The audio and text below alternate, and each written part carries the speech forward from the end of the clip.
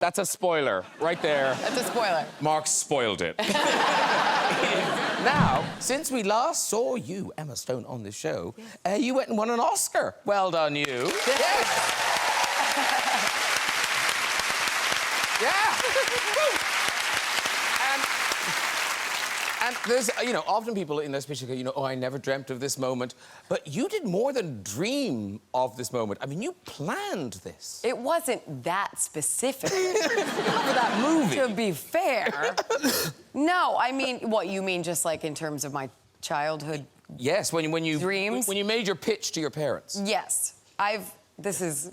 This story will never die. Well, no, but I know, how old were you when you did it? Because it's amazing. I was 14, I was almost 15, and I made a PowerPoint presentation for my parents. But this was, so you wanted to move to LA, and they didn't want you to go. They weren't going to let you move. Is that it? Well, no, they hadn't even heard the idea yet. Oh, it was just like, I realized if I'm gonna, you know, we lived about a 6-hour drive from LA in Phoenix, Arizona, and I realized I couldn't just come home in my freshman year of high school, which is, what, grade 9? 9th grade?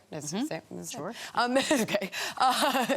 And I realized I couldn't just walk in and go like, I'm moving. I'm 14 and here I go. So I decided to make a PowerPoint presentation about why it would be a good idea for me to move to Los Angeles and follow my big dreams. But you went to it, like it had music and everything. Yeah, it had this song, Hollywood by Madonna. Amazing. Were you in a sensible pantsuit? I should have been in a sensible pantsuit. I think I was in my, like, high school. I went to an all-girls Catholic high school, so I think I was in, like, a plaid skirt and a collared shirt. And so Madonna's playing, and then what? You just had a series of reasons why you should go. A series of reasons why this would be a good idea, not just at any time, but now. And for some reason, it did eventually, it worked. And I would punish my child if they had done that. But they believed in me, those freaks. Yeah. But it is true that the presentation ended with... With a... Let me go? What? No, didn't it end with... you probably remember more about it than I do. Well, doesn't it end? It ends with you putting up the picture, and it says Emma Stone, actress, was it best actress? No. No, didn't it end? Who told you that? It ended with you winning an Oscar. First of all, my name is Emily, so there's no way it said Emma. Okay. And then no. So you didn't say you were going to win an Oscar. Why are we telling this story? No. Why are we telling this story? What is the point of this story? I was going to win an Oscar. That's what I thought. I thought the whole point of this... That's crazy. I thought, well, it's quite crazy anyway. It is crazy. It's crazy across the board, but that would have made it like absolutely, she's going somewhere. And it's not there. It's somewhere else. Oh, well, you won an Oscar. There you go. It all ended well. It all ended well.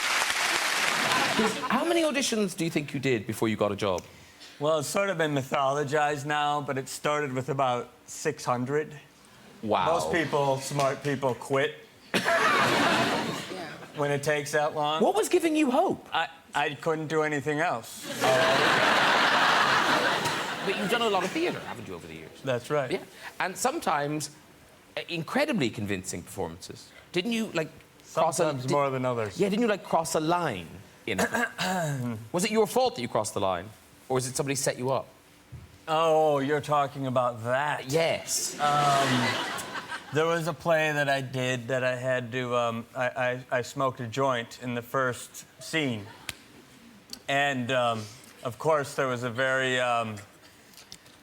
naughty young actor I was in the play with who, on the opening night with all the critics... The opening night? He slipped a real joint onto the prop table. And I'm out there, and I'm just... Now, when you're acting, you overdo everything. So, when you're out at a party, you take 2 puffs and you say, okay, that's enough, I'm so stoned. But I was acting, and so I'm just like...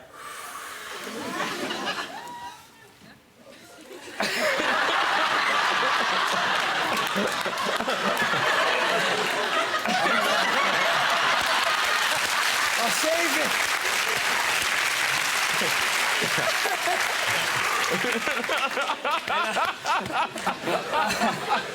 I literally, between the two of us, we smoked a giant blunt on stage. And I'm like, man, I am in it tonight. I feel it. I'm on fire, man. I'm feeling it. And I... Why's that dude standing backstage laughing at me? And the kid who put the joint on the prop table is standing there going... And I just went, oh, shit. And the girl that I was passing it to had never smoked pot in her life. Oh, my God.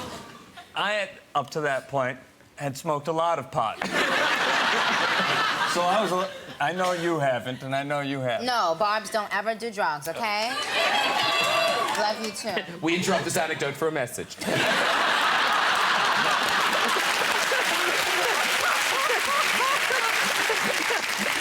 Back to your regularly scheduled program. Okay, yeah. Okay. We return It was to the Mark worst Ruffalo. thing I ever did. Don't do it. But at the end of the play, I got the best reviews of my entire career.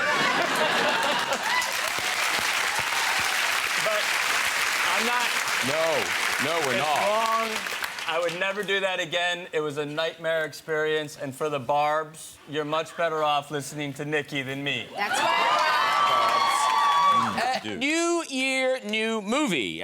Emma Stone and Mark Ruffalo bring us a really extraordinary film. It's called Poor Things. Now, it'll be out in cinemas from the 12th of January. And this is the latest from director Yorgos Lanthimos. And his films are always quite out there, quite different. He did The Lobster, The Favourite. So what's this one about? Who do you guys play? Off you go. Go ahead. It's a little bit of a, it's kind of hard to explain. You're doing great. It's a little bit of a female Frankenstein. Oh. Coming-of-age feminist story Sure. that's on the naughty side. Yes, that actually, you know what? That's pretty good. Was it? Would Emma? you see that movie? Yes. Yeah. I feel you have notes. Emma has No, notes. I How was desperately that? wanted him to do this because it's such a hard movie for me to explain that I'm just like, hey, Mark, Should I do just it? whatever you want to say. How about it's about a woman Oh. who has a baby's brain Okay. put into her 35-year-old body? No. I mean, it is about that, but just listen, there's other stuff going on, Yeah, too. that's a spoiler right there. That's a spoiler. Mark spoiled it. He did very well the first time. Now he spoiled it. But it's also it is. So who do you play, Emma?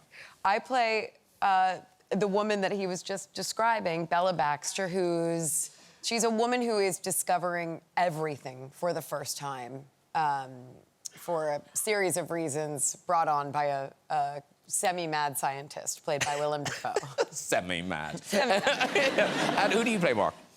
I play the cad who invites her on an adventure of a lifetime. Mm-hmm. Yeah. And I introduce her to all the sensual aspects and dimensions of life. This sounds amazing. No, it is so good. Sounds amazing. And it's a really different part for you, Mark. I've never Very different. Yeah. Yeah. Yeah. I think because it was so different for him. Yeah. And he's so funny and so good in it. And because it's Mark, you love this guy, even though he's absolutely, no offense, pathetic, toxic, narcissistic. You know, all of these things that Mark just very much is not. It's what makes this character, like, so oddly lovable. Yeah.